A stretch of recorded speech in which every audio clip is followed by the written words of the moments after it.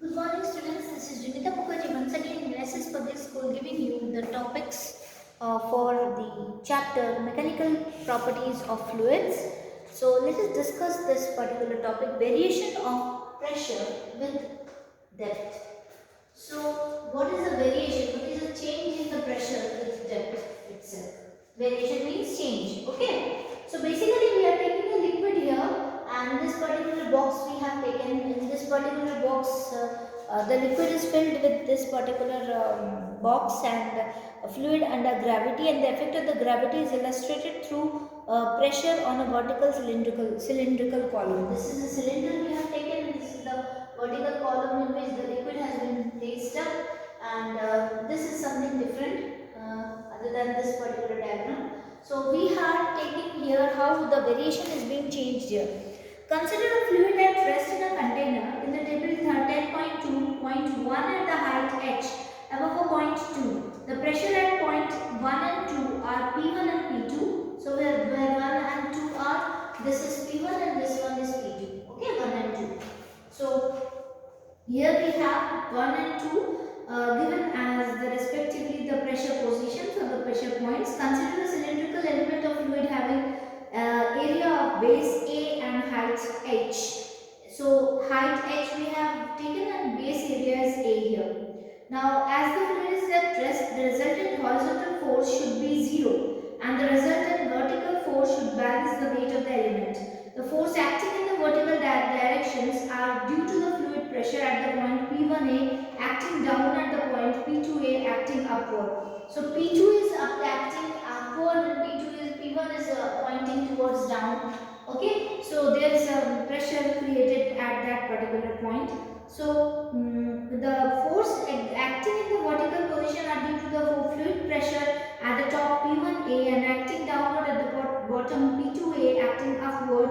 If mg is the weight of the fluid in the cylinder, we have P2 minus P1 A is equal to mg. The first equation we have taken like this. So it is P1 minus P2 is equal to into A is equal to mg we have taken. This is P1 and P2. So P2 is the upward force, downward force, and P1 is the upward force here.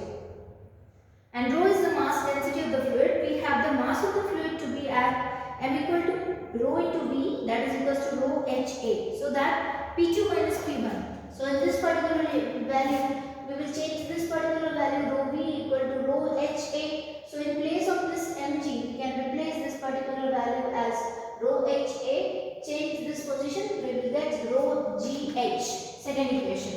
Now, when we are getting the second equation, pressure difference between the vertical distance h between the points 1 and 2 and the mass density of the fluid rho and acceleration due to the gravity g.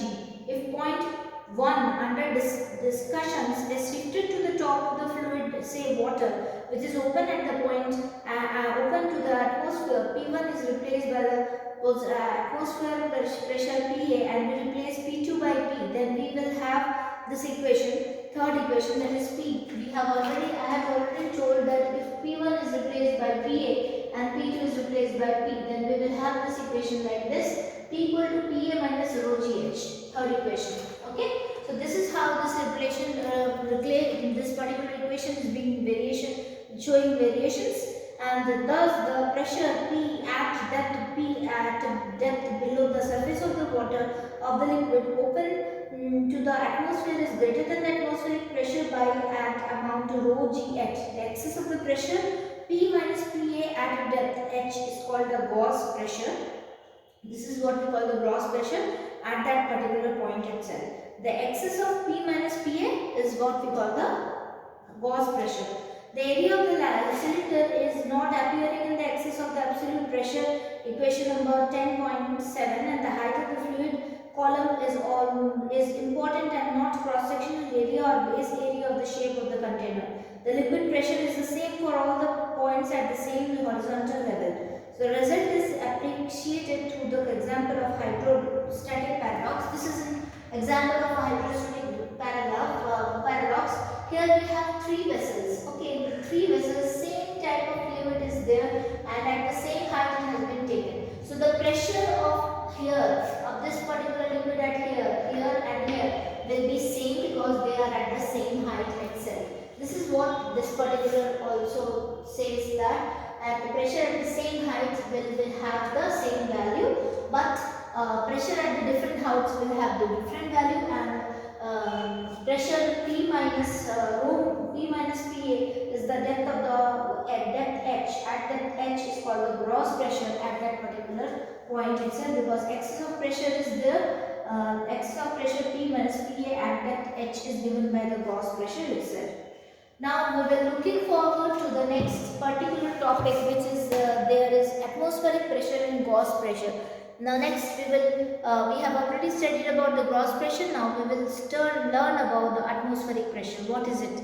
Let's see.